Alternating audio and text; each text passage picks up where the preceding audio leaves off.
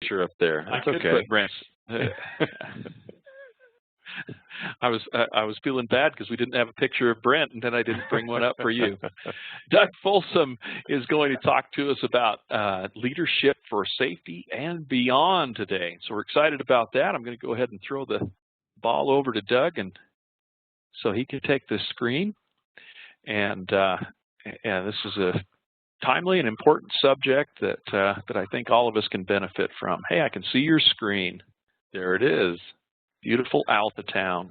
I wanted to say, that's one of the most fantastic things about our job is that we get to go to all these fabulous places around the state. I took this picture in Alta last fall just as the snow was starting to come down, and I like to use those pictures when we get a chance. Okay. We've been joking around with the title of this presentation today, leadership for safety and beyond. And the and beyond part is the fact that leadership is leadership. Whether it's leading people for productivity, whether it's leading people to keep them safe, whatever the thing is, there are principles of leadership that will hold true regardless. And so this is a leadership presentation today. And I want us to think about how we can use these topics, these guidelines that we're going to talk about today in your jobs, but specifically, please think about how we can use these to help our employees that we're working with every day to be safer on the job. When you talk about leadership, there's always these questions that come up. What is leadership? And if you Google that, you'll get so many different definitions come up of what leadership is. People have been writing books about this forever. And everybody has a little different take on what leadership is. I've always thought that a leader is somebody that others will follow. And that's, if people aren't willing to follow you, aren't motivated to follow you, you're really not going to be much of a leader. So when we talk about leadership, I think one of the most important things is to understand, what am I going to do as a professional, as a leader, as someone in a leadership position that will make others want to follow me or want to get on board with a certain program. We've seen examples of great leaders through history. I pulled up some quotes from just a few to give you a little bit of an idea of what I think about leadership, some of these that I really agree with. The first is Dwight D. Eisenhower. General Eisenhower and later President Eisenhower said, "You don't lead by hitting people over the head." That's assault, not leadership. It's kind of funny, but it's really true at the same time. Can we lead people by beating them up? I mean, if you've seen the movie Patton, I think you'd say, yeah, the answer is you can, but is that going to be the most effective way? Is that the kind of leader we want to be? Is that how we get people to want to do things better, to want to do their jobs? By beating them up? No, we don't. We want them to be motivated to be on board with us. President Theodore Roosevelt said, people ask the difference between a leader and a boss. The leader leads, the boss drives. I usually think about that as leaders and managers. Managers tend to manage a process. Leaders lead people, and they get people to follow along in a way that they're motivated to participate. A civil rights leader that passed away not long ago, Benjamin Hooks, says, if you think you're leading and you turn around and see no one following, then you're just out taking a walk. And that's another one that kind of expresses the same idea. A leader is going to help others want to get out there and do what you're doing or participate in what you're doing. Today we want to talk about some specific characteristics, leadership characteristics, and hopefully show them to you in a way that one can help us visualize and understand what we're talking about and understand how to use those in ways that will help motivate others to be on board with us, whether it's doing a great job in our day-to-day job or whether it's being safe on the job and making sure that everybody goes home in good condition every day. Vision, motivation, being trustworthy, your ability to teach or coach and mentor others, and the golden rule. I think it plays a big part of leadership as well. So let's talk about vision first. What is it about vision that makes that a characteristic of leaders? Well, first of all, a leader, in order to lead people someplace, we need to be going somewhere. And so, of course, vision comes into play. Where is it that we're going? What are our goals? You know, a leader must be someone who can conceptualize, you know, that end point, that destination.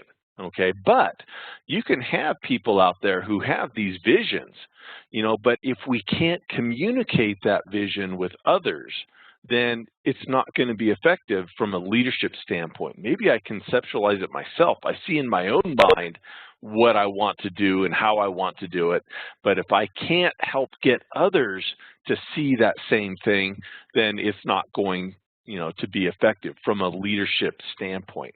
A leader must be able to get others to share their vision. This is going to involve being able to articulate your goals and articulate your vision in a way that others will be able to understand it, and so that it inspires others to want to share that vision, to actually own that vision for themselves, you know. And then we also need to make sure, as a leader, this vision also needs to incorporate a drive to completion, you know, that determination to actually get to that goal that we've set for ourselves and for our organization. You know, I always think about this. I remember when I was a kid, and I think we can all relate to this, whether when you were a kid or, you know, with your own kids, you know, when you say, why should I do that, or why? And mom and dad say, because I said so, that's why. You know, this doesn't work real well with kids. I know, you know, it can work, you know, just like a leader can beat somebody over the head to get them to do what they want them to do, you know, but it doesn't create a vision. It doesn't communicate a vision. This doesn't work very well with kids. It doesn't work very well with employees. Can it have some results? Sure, we can get some results on it, but it doesn't really get everybody on board with a picture, with the vision. You know, we need to make sure that we're communicating it. It's demoralizing when a leader can't explain what we're doing or why we're doing it. You know, if you've ever had a leader before that, you know, was trying to, you know, that you were looking to them to help you understand why you were following a certain course, and they couldn't tell you or didn't bother to tell you, that doesn't help you be motivated to get the job done. So because I said so, you know, is not a great approach from leadership standpoint. We need, if we want people to share our vision, they need to really understand why. So I think it is beneficial for us here to talk a little bit about what motivates people. And of course, if you've ever taken a psychology class, you've seen this Maslow's hierarchy of needs before. And I think this really helps us conceptualize and understand what is it that drives people, what motivates them. At the very base of this pyramid of Maslow's hierarchy, we have the physiological needs: food, water, warmth, rest. Okay, if I don't have those, I'm sure not getting much of anything else done. That's my top priority. I need to eat, I need water, I need shelter. Okay, I need to be able to have adequate rest to be able to function. So if I don't have these physiological needs, those are my top priorities. So if I have employees that aren't able to provide these things for themselves, then money, for example, may be a really big motivator for them because their most basic needs still aren't met. Therefore, you know, they need something to help them meet those basic needs.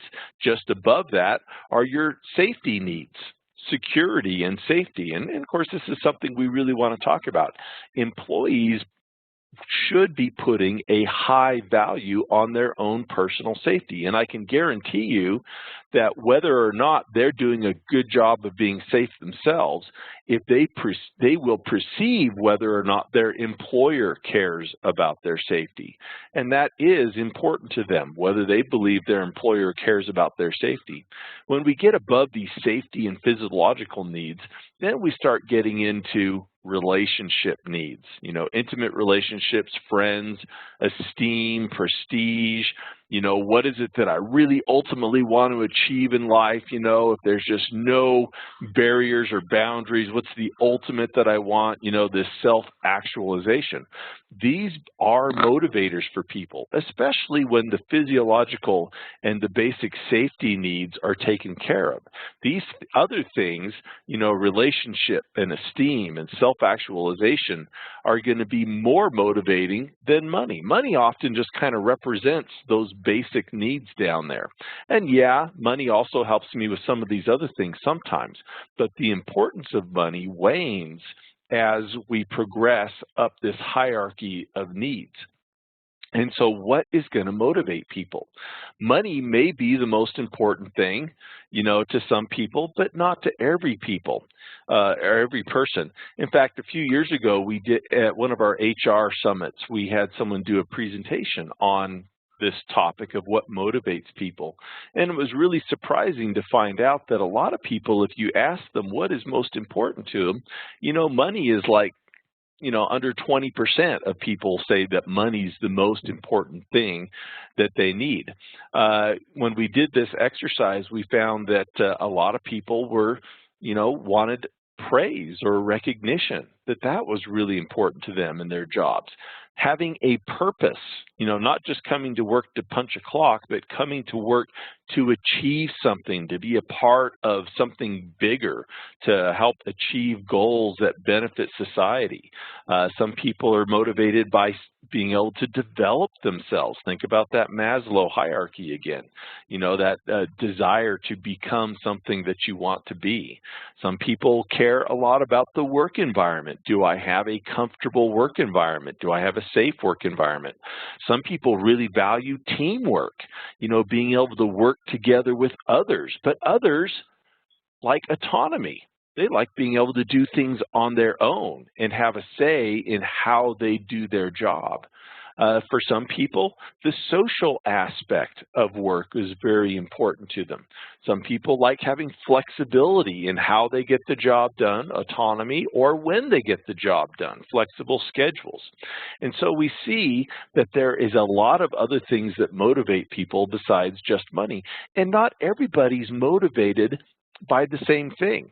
Years ago, when I was a manager at Costco Wholesale, I had a team of about 80 people that I worked with to run the front end of the store.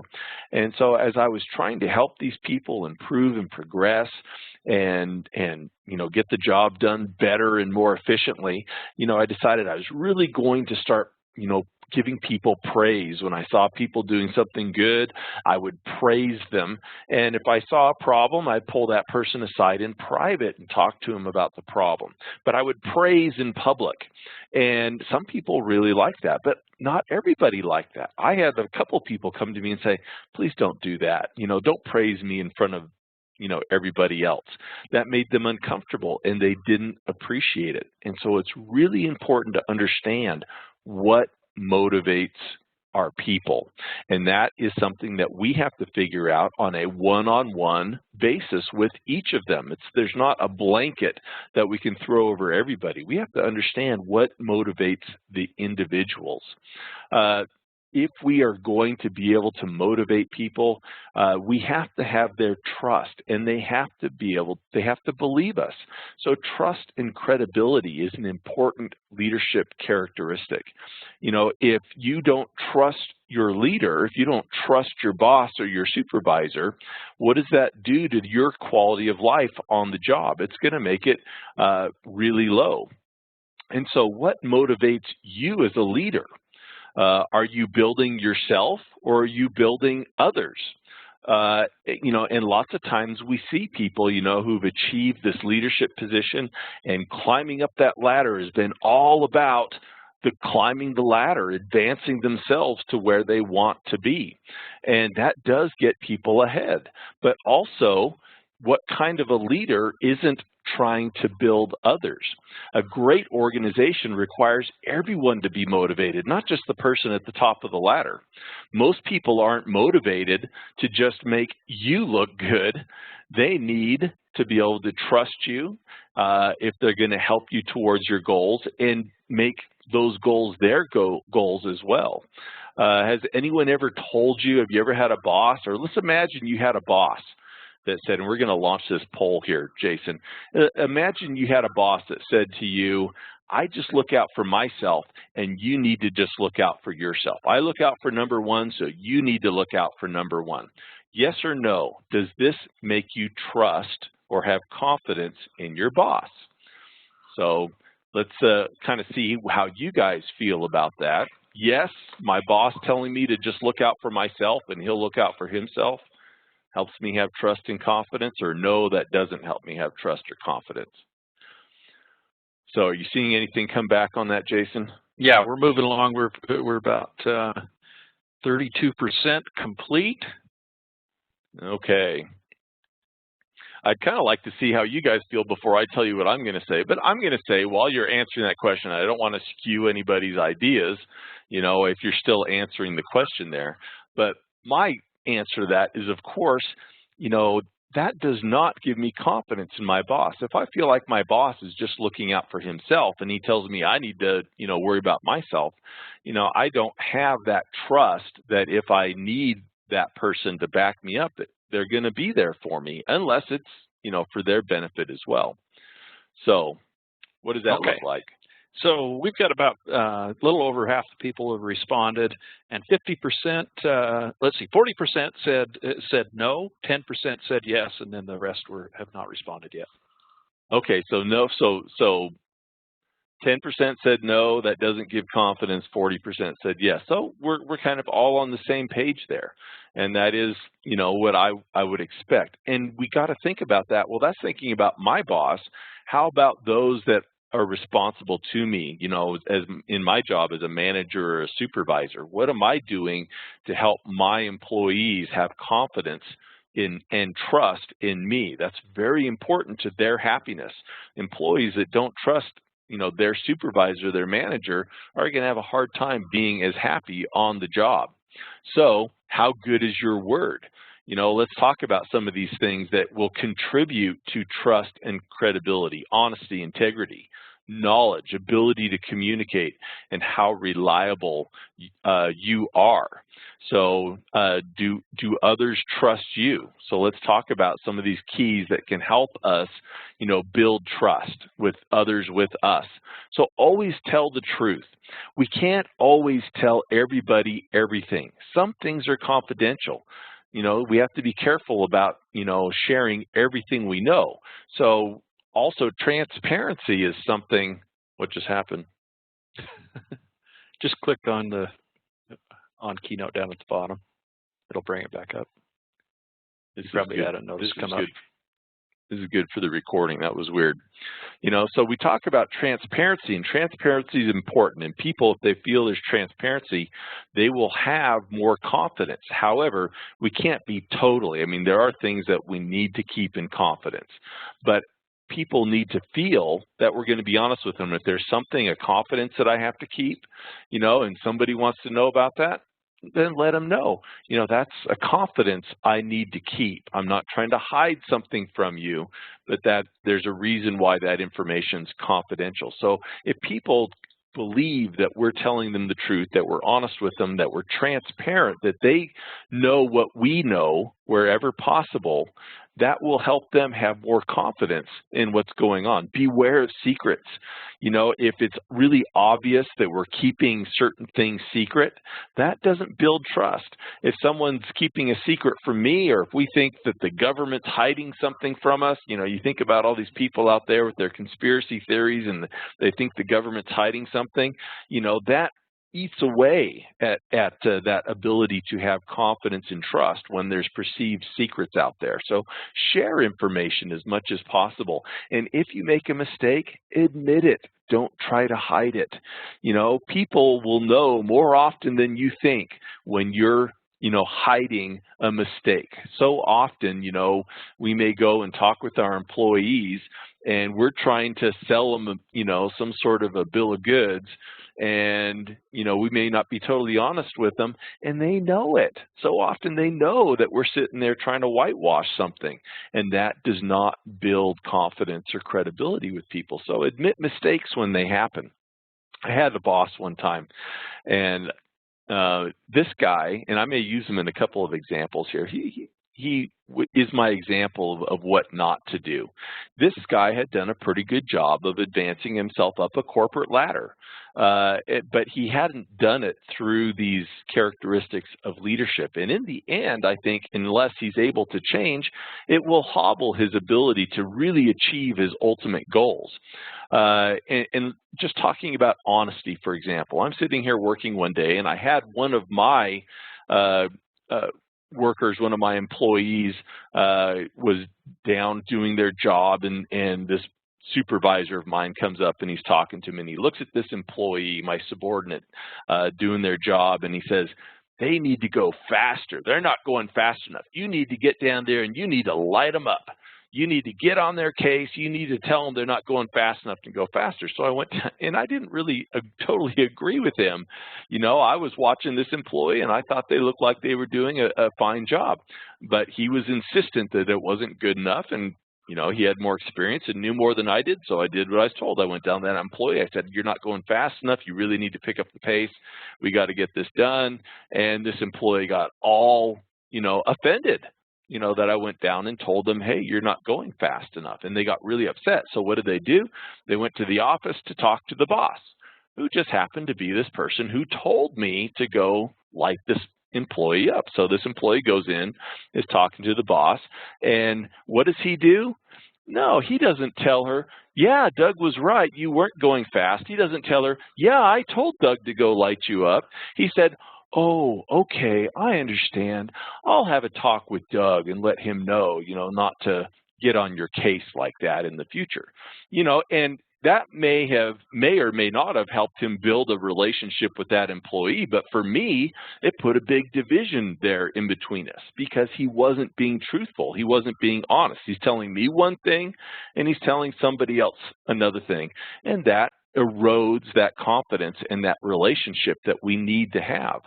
People need to know that you're interested in them. So I need to know them personally. It kind of comes back to this idea of what motivates individuals. I need to know what are those factors that most motivate specific employees. If I want to get the most out of them, I need to know what is really going to drive them. So I need to get feedback from them, find out what they think about the job and about other things in life as well. You know what motivates them. You know, what do they like? What's important to them? What are their skills and abilities? What are their ambitions?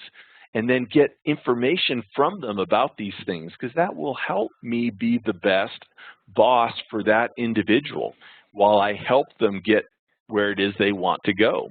Ask them for their opinions. And if you solicit an opinion from an employee, make sure that they know that you're going to do something with that information. It's very, again, demoralizing for employees. And here we go, I'll throw safety out for the first time. If we ask employees for their input on how to make the workplace safer and they give us feedback and then we do nothing with that information, then we lose that credibility. You know, they say, "Why should I bother participating? Why should I bother saying anything?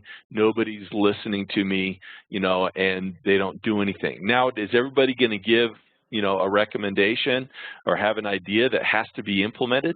No, but that doesn't mean that we don't still show them that we are appreciative and giving due consideration to their ideas. Whether it winds up being implemented or not, we still need to give them the feedback, you know, on how their input has helped us. Listening is very important. You know, again, have you ever had an employer that you felt like didn't listen to you? Okay, and what was a characteristic of that? What really clues you in to someone who's not listening to you? Well, it could be they just, you know, you're talking for a minute and then they look up at you and go, "Huh?"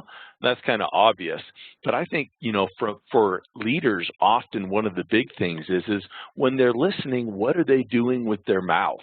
When you are listening to somebody, close your mouth while they're talking and let them say what they have to say. Now, lots of times people will say something and you may agree or disagree with it, especially if you disagree with it. You may get defensive when somebody is telling you what they think. And so we may have that, urge to start explaining ourselves, to start correcting them and telling them why they don't understand or why they're wrong. The moment you start doing that, that person feels like you're not listening to them. If you're sitting here trying to tell me why and how I'm wrong, you're not listening to me. So really important, close your mouth, let people say their full say. Let them say what they need to say. Don't be sitting there formulating in your head what your response is.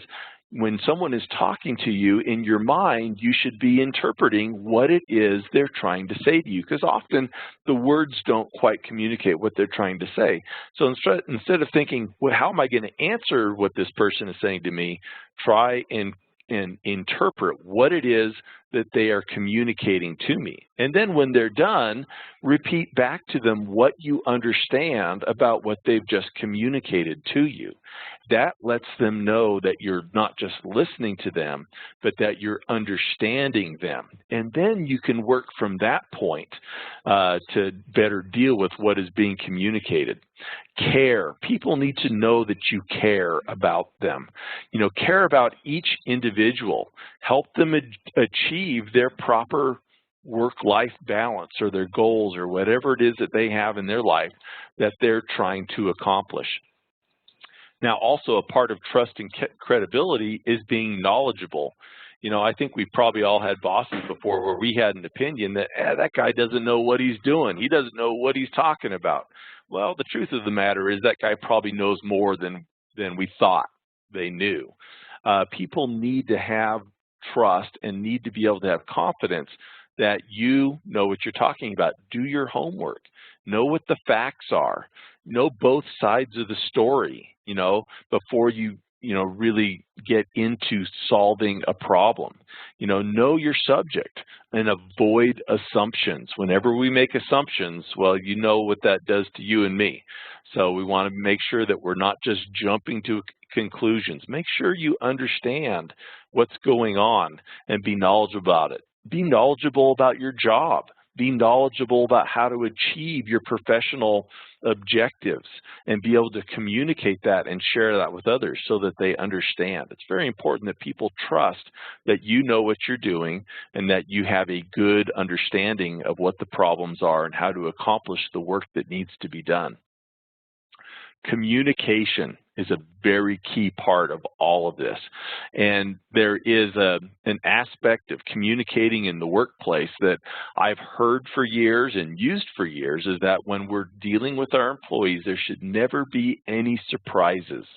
If I have an employee and I need to talk to him about a performance problem, he shouldn't be surprised when I pull him aside, to say, there's a problem here. It's something that we should be addressing on an ongoing basis. If I ever have to do a disciplinary procedure with somebody, it shouldn't be a surprise to them. We should have communicated and been talking about all the little issues right along the way. We need to make sure that we understand what is expected of us, and others need to understand what we expect of them. That's part of communication as well. So often I may get frustrated with a subordinate, but does that subordinate really understand the expectations? What is it that the employer needs from them? Do they understand what the consequences are for their decisions and their choices in the workplace? If they achieve or don't achieve, and what are those consequences? That needs to be communicated. Do we have rewards that are available to people? What are they going to get for their good job? Is that communicated to them? And do we talk to them? Do we make this communication directly with the individual, and do we do it in a timely way? If I go in and I'm sitting down and talking to an employee about a problem, something that happened a month ago, that doesn't necessarily inspire a lot of trust and confidence. We need to address problems when they happen. The same boss that I was telling you about that I had these issues with, I guess he felt like I didn't communicate very well. And of course, so how do we define what is communication? Communication may be a little different for different people too, and that's important to understand. Some people, maybe you raise your voice a little bit. Maybe that works. Maybe that's okay with them. But other people, you raise your voice at them, and it's going to make them shut down and turn off. Okay, so we need to understand how to communicate good with people. This boss I was telling you about, one day he walked up to me and there was an aspect of the operation that he thought was missing. It wasn't really missing, he just didn't see it. I had a subordinate that had been sent off to do a quick errand who had a job they were supposed to be doing. So he comes up to me, he says, "Where's this position?" I said, "It's there, you know, they're back around the corner, you can't see them right now. You know, they're not there." He says to me, "Well, I don't see them, so they're not doing the job. Perception is reality," he would tell me. And there's a lot to that perception is reality thing. But lots of times, you know, as a boss, you need to not hang on to that one. Perception is reality is good when someone else has a problem with you. I need to understand what somebody else's perception is. But as a boss, I don't sit there and say, "I perceive this, therefore that's the way it is." That's what we look at from the customer's standpoint or from someone else's standpoint. So we start having this conversation, and I had this real problem with his perception is reality comment telling me that something didn't exist that I knew did exist, and it did not exist just because he didn't perceive it. And so I decided, you know, he really pushed my buttons one time too many, and I said, you know, we need to go talk about this. We went into the office, I closed the door, and I just started yelling at this guy. I just told him up and down how stupid he was, and in my opinion, and man, I just let him have it. And then afterwards, he looked at me and he had this big old grin on his face, and he said, "Now we're communicating. That's fantastic." And we walked out of the office. I don't think we'd really solved anything, but we walk out of the office, and he starts to tell everybody, "Hey, Doug and I are communicating now. We've learned how to communicate." And so I learned that day that with this particular guy to communicate, I had to yell at him. Now, honestly, I don't think that's necessary. That's not the way it needs to be. You know, our employees probably want us to be able to communicate them in a more understanding way. And so that's very important that we develop those good communication skills. I still don't believe that yelling and screaming is good communication. Also, to have that trust of our employees, they have to see us as reliable. They have to perceive that we have their back. And I think that's very important. You know, a leader's going to have a hard time having employees trust them if they think that you as a leader are going to take advantage of them any opportunity that they get. They need to understand or believe that you have their best interest in heart. Keep your promises. If you tell someone something's going to happen, then it needs to happen. You know, if someone tells you something in confidence, then you need to keep that in confidence unless there's really compelling reasons why you can't. People need to perceive you as a person of integrity. They need to look at you and say, that person stands for what they believe. How are they going to get that perception? You're going to have to take a stand from time to time. You're going to have to show people, you know, that you stand up for what you believe, that you're willing to walk the talk. I want you to take a second, and I want you to think about characteristics of your favorite boss.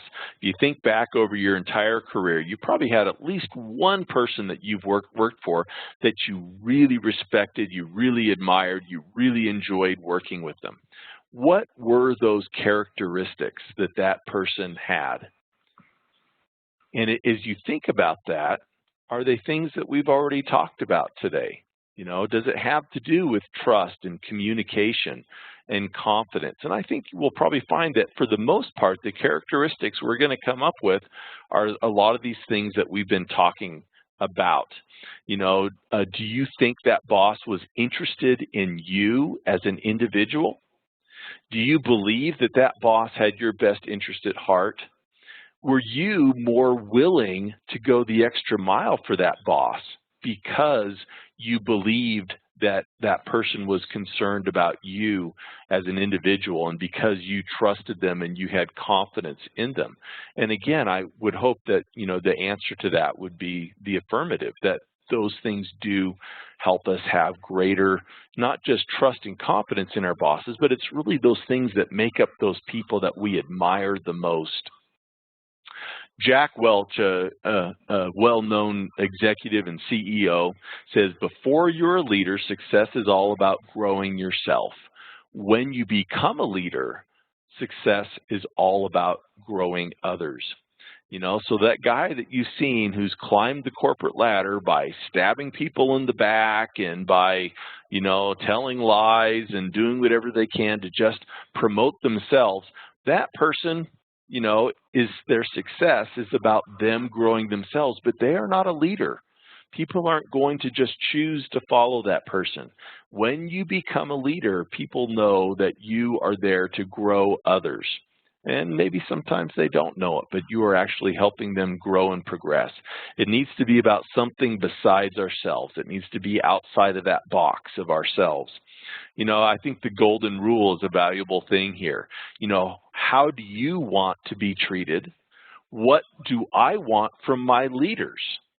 And am I providing that to others, that I would have? Am I trying to help others have that too? If there's something I would want from my boss, am I providing that to my subordinates? And do I understand what it is that they want? Now, safety. What does this really mean? Well, if we're talking about safety, it is about leadership. If we are going to have successful, safe operations, then we need to have this vision. Our employees need to own this same vision. We need to be able to have those leadership skills and abilities to get others to buy into these common goals of working safely. How important is safety to you? You may be a fantastic, great leader. A lot of these things that we've talked about today, you may be implementing those, and you may be doing those already. But are you using those things to promote safety, to help your employees be safer on the job? How important is it to you? You set the priority. Is safety your number 2 or number 4 priority, or number 6 priority, or is safety your top priority? Remember that Maslow hierarchy of needs. Safety and security is really high on that for people. People need to know that you are interested in helping them be safe and secure. You need to set that example. You need to maintain a safety standard. Remember, walk the talk. If people don't see you wearing your seatbelt, they're not going to wear their seatbelt. But if you're telling everybody to wear their seatbelt and you wear your seatbelt, that goes a long ways. So remember, as a leader, what is important to you will become important to others. As we build our leadership skills, as we build these characteristics of great leaders in our lives, and as we make safety an important part of our leadership, that will automatically become important to others, because what is important to a great leader is important to the people who follow that person as well. Everyone needs to share this vision.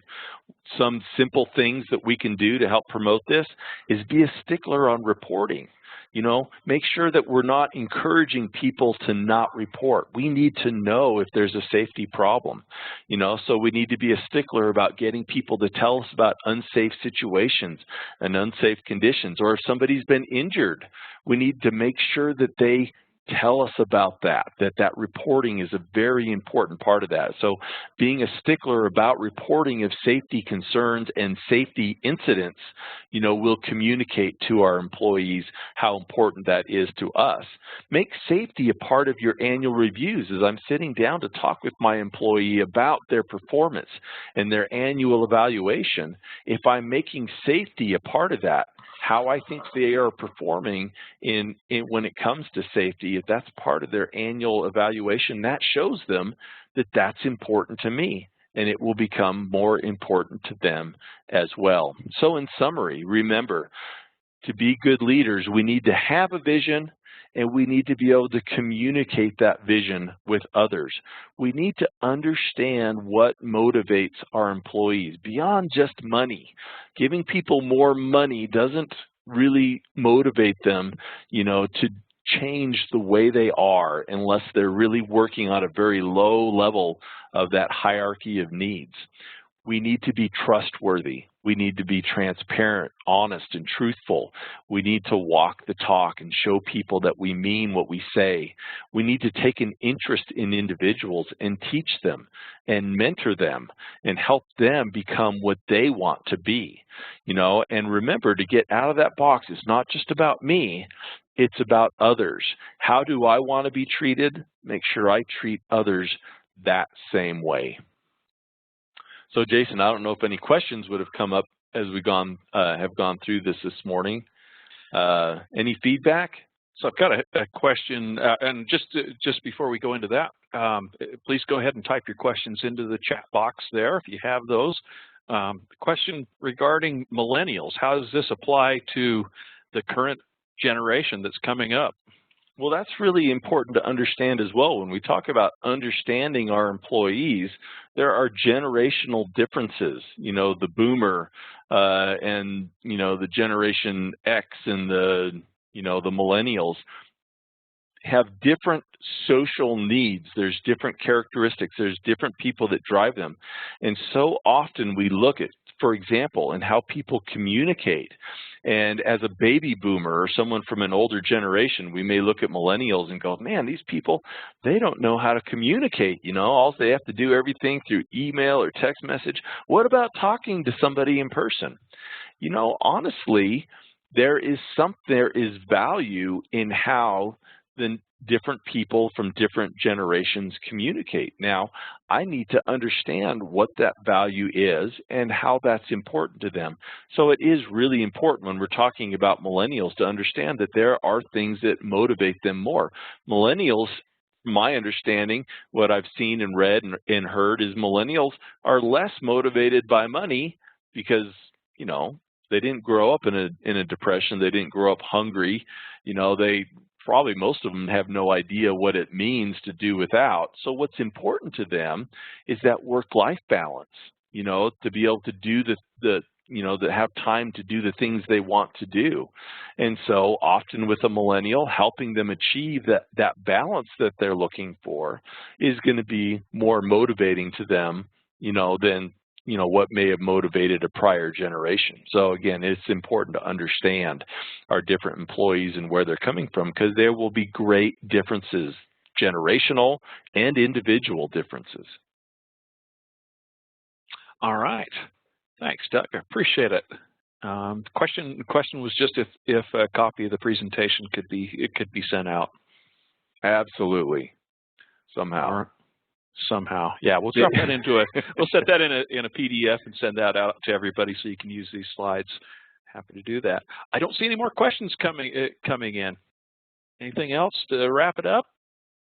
That's it. That's what I got for you today. I hope everybody enjoyed that, and I hope you're able to find little tidbits that will help you in your journeys as leaders to build and improve those relationships with others, and use those skills and abilities to help others be safe along the way, please.